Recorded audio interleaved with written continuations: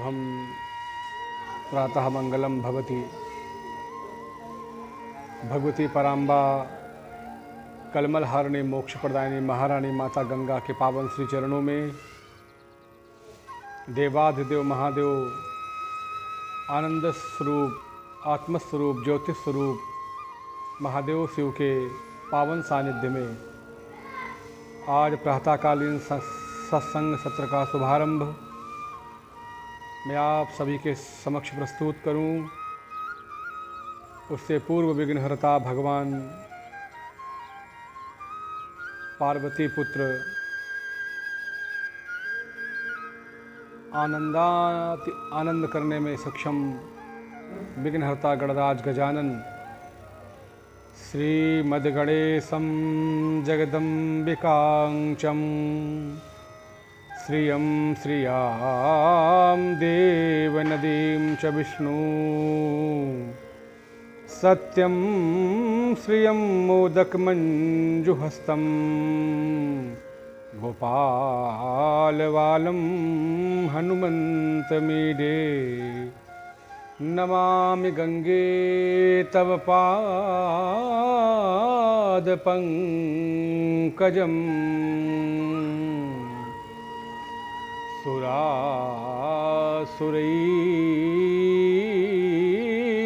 सुरासुरैर्वन्दित दिव्यरूपं भुक्तिं च मुक्तिं च ददासि नित्यं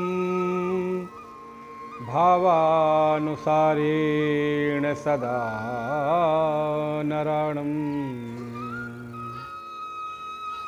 भगवती पराम्बा के गंगा माँ के चरणों में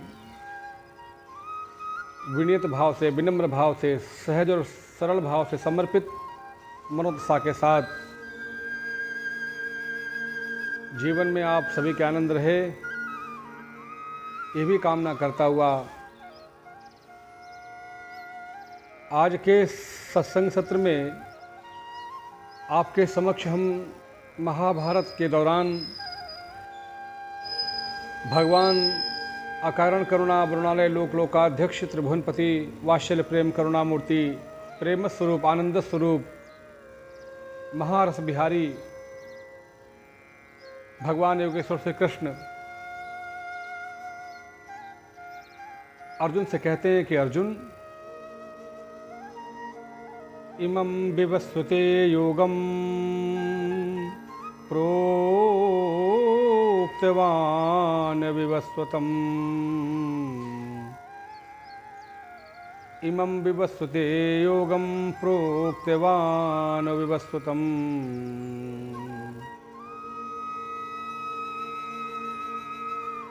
ये जो ज्ञान मैं गीता का तेरे प्रति आज प्रकट करने वाला हूँ, विवस्वान् मनवे प्राहा मनुरिच्छ्वा कवे अब्रवीत। ये आज बहुत वर्षों बाद मैं तेरे लिए पुनः उद्घाटित कर रहा हूँ। ये गीता का पुनीत पावन आध्यात्मिक प्रसाद, इसका ज्ञान, इसकी उद्घोषणा, इसका संभाषण, इसकी व्याख्यान सबसे पूर्व में मैंने सूर्य से इस ज्ञान को कहा था और सूर्य ने अपने पुत्र वैवस्वत मनु को एक ज्ञान दिया, वैवस्वत मनु ने अपने पुत्र इक्ष्वाकु को दिया और ये परंपरा से प्राप्त राजऋषि, महर्षि, देवर्षि और उनके अनुयायी, उनके शिष्य, उनके अमात्यों को, उनके पुत्रों को, उनके शिष्यों को, उनके सेवकों को ये ज्ञान परंपरा से प्राप्त मिलता चला आया। परंतु एक समय के बाद ये ज्ञान विलीन हो गया, विसर्जित हो गया, खो गया। आज तू इतना मोह में, भ्रम में, भय में तुझे फंसाने के कारण पुनः तेरे लिए गीता का पुनीत पावन ज्ञान मैं उद्घाटित कर रहा हूँ।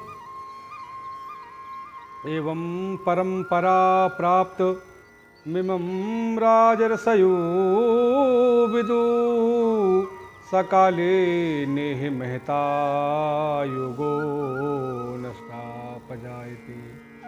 ये सनातन पुरातन ज्ञान बीच में नष्ट भ्रष्ट हो गया, विलीन हो गया, खो गया।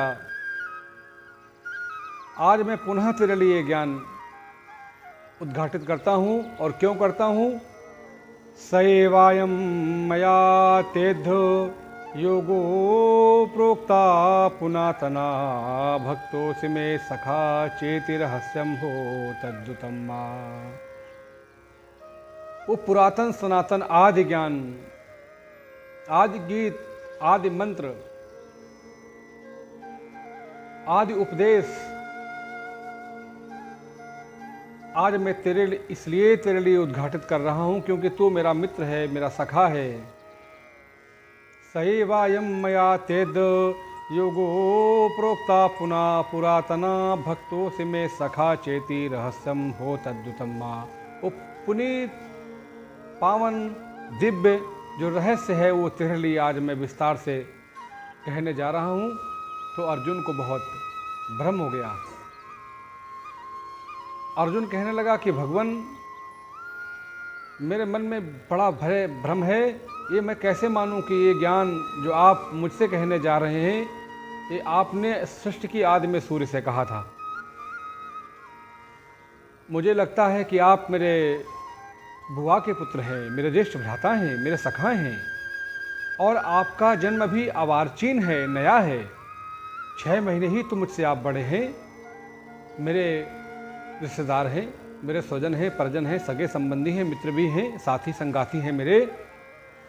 और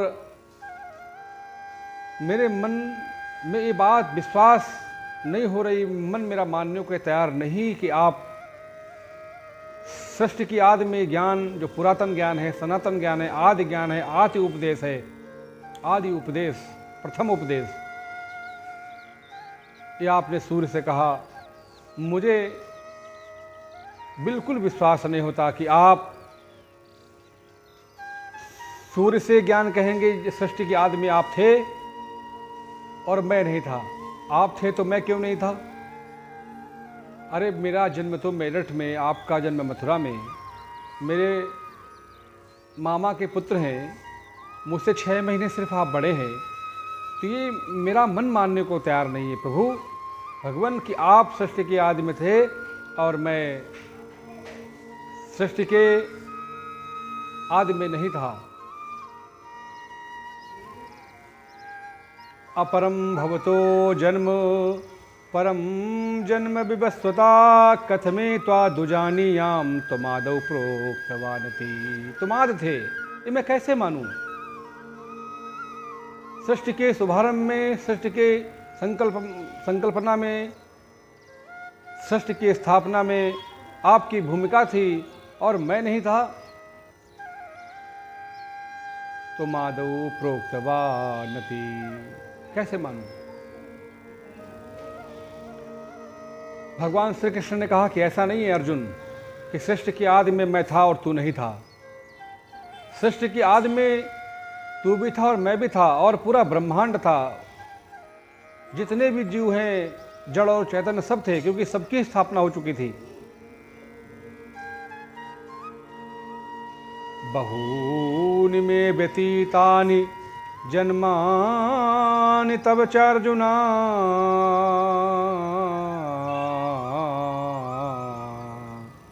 मेरे और तेरे बहुत सारे जन्म हो चुके हैं।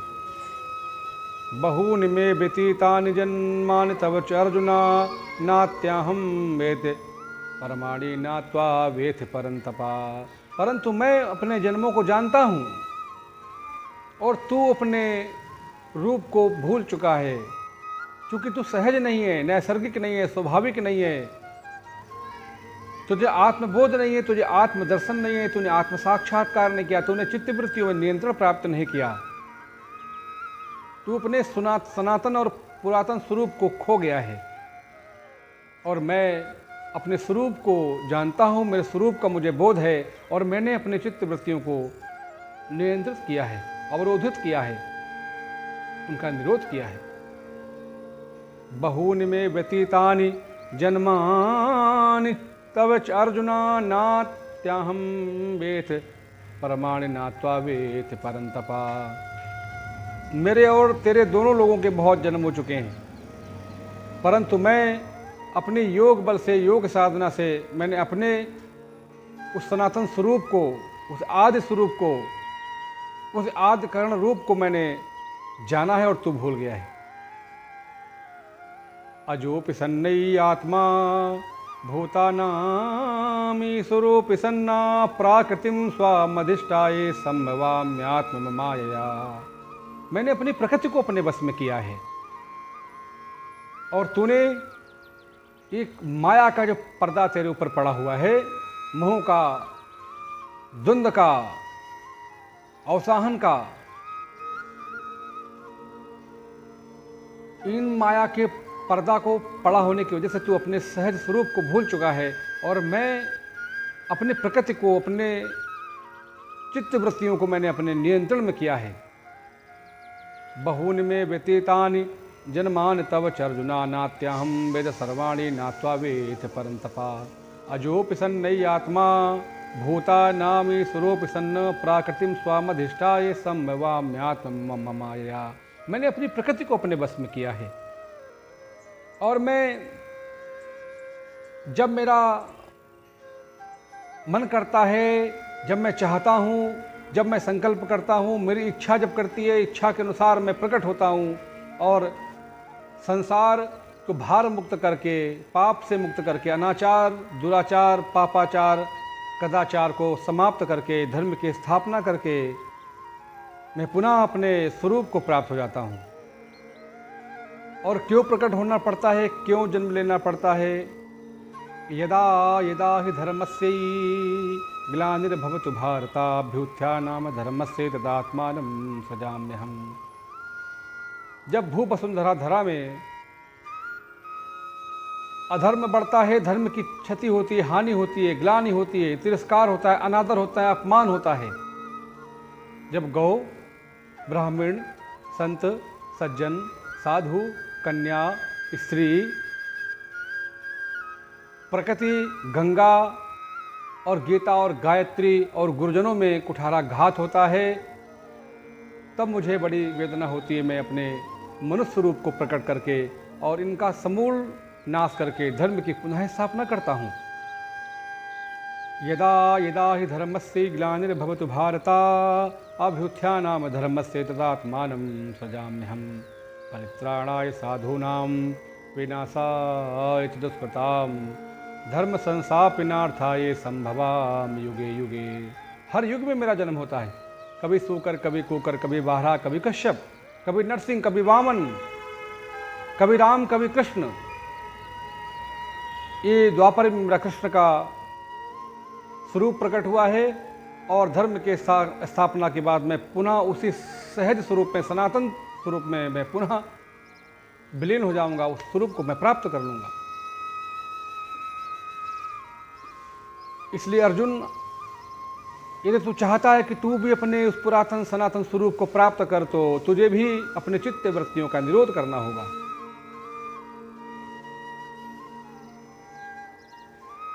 और वो तुझे केवल सहज स्वरूप को प्राप्त करने के लिए समस्ति, समचित्त वृत्ति को प्राप्त करना होगा।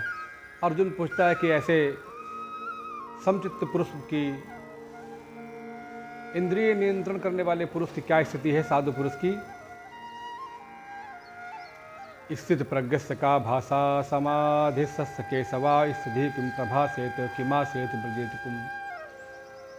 ऐसे स्थित प्रज्ञ व्यक्तियों की प्रभु, उनकी रहनी क्या है? उनको चलना, उनका बैठना, उनका खाना, उनका पीना, उनका जीवन जीना, उनका बोलना, उनका सुनना, कैसी उनकी जीवन पद्धति है, जीवन शैली है?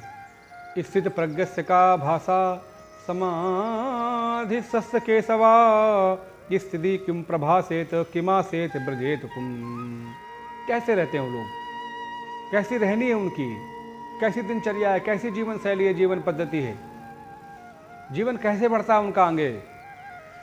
तो भगवान कहते हैं कि प्रजहाति यदा कामः सर्वान् पार्थ मनोगतान् आत्मैवो आत्मनो तुष्टा स्थित प्रज्ञस्दो उच्यते।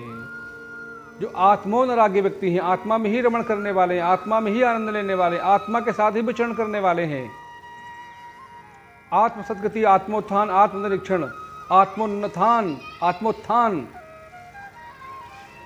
में लगे हुए जो जीव हैं वही स्थितप्रज्ञ जीव हैं।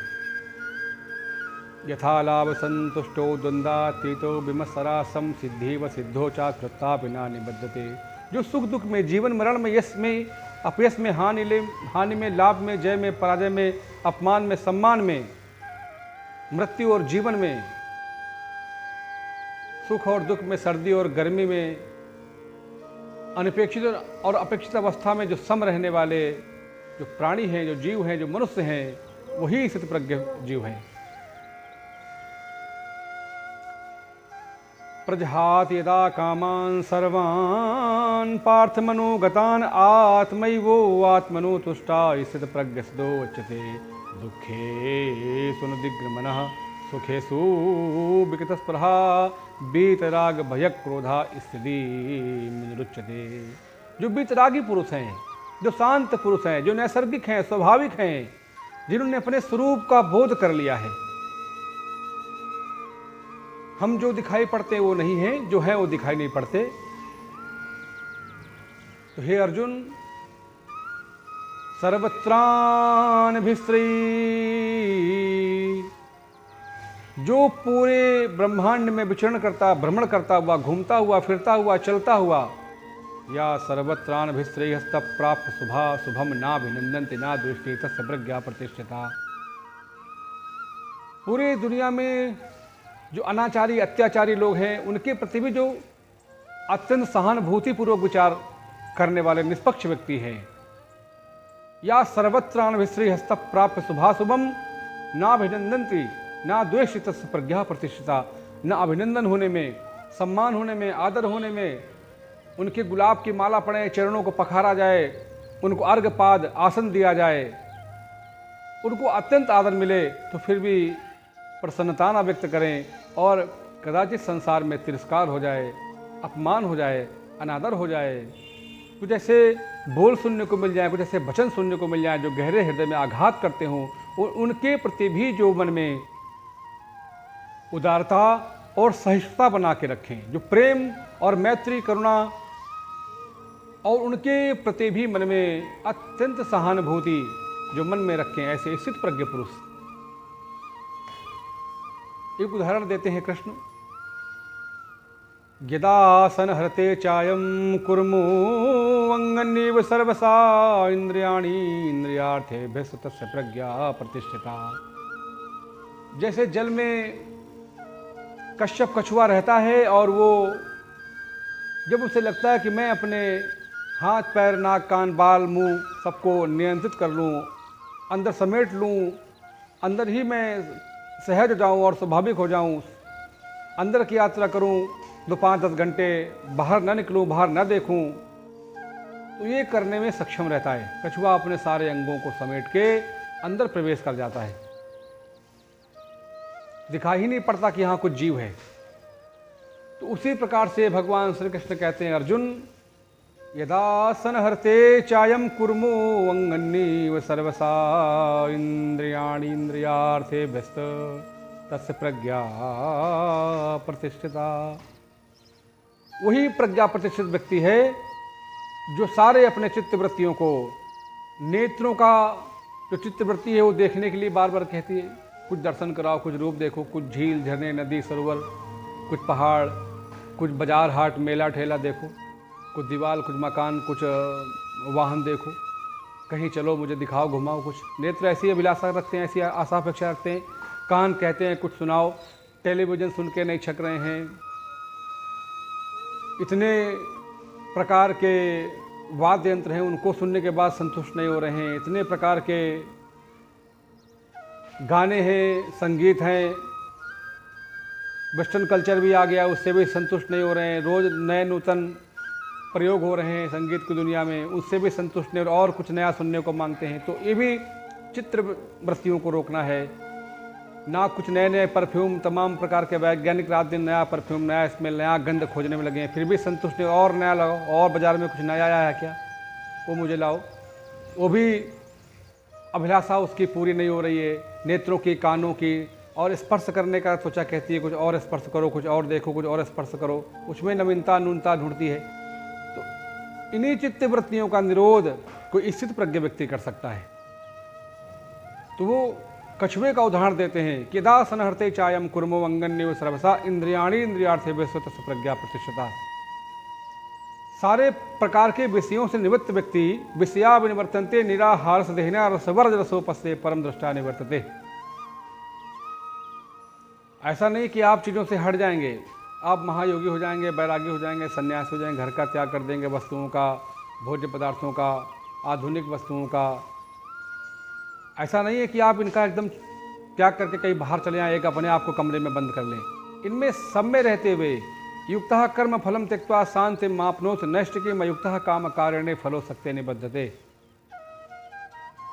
सबके प्रति आदर का भाव, पंखा चलता है, मुझे हवा दे रहा है, आनंद की अनुभूति कराता है। जब स्किन से, त्वचा से, शरीर से स्पर्श करती वायु मंद मंद तो मन भी प्रफुल्लित होता है, एक सहज भाव हमको प्राप्त होता है, एक आदर्श वातावरण बनाता है। तो इसके प्रति आदर भी है, परंतु गहरी आसक्ति नहीं। अगर टूट जाए, गिर जाए, खो जाए, चला जाए तो मेरा पूरा ध्यान इसी के ऊपर कि अरे चला गया, तब जीवन आगे कैसे बढ़ेगा। ये हमारा सहयोग करता है। मैं इसको धो के पोंछ के इसको मेंटेन करके इसमें ग्रीस ऑयल डाल के इसका हम आदर करें, सत्कार करें, सेवा करें, ये हमारी सेवा करें, परंतु इसकी आसक्ति मेरे प्रति ना हो, मेरी आसक्ति इसके प्रति ना हो। ये फ्रिज है, इसके प्रति मेरा दायित्व है, इसका दायित्व मेरे प्रति है। ये आवास है, मकान है, हम इसका मेंटेन, इसका रखरखाव, इसकी देखभाल करें और ये हमको संरक्षण दे। परस्पर एक दूसरे के सहयोग के साथ में रहें, परंतु ना ये हमारे प्रति बहुत आसक्ति उत्पन्न करे, ना ही मैं इसके प्रति बहुत गहरी आसक्ति। यही स्थित प्रज्ञ व्यक्ति की स्थिति है।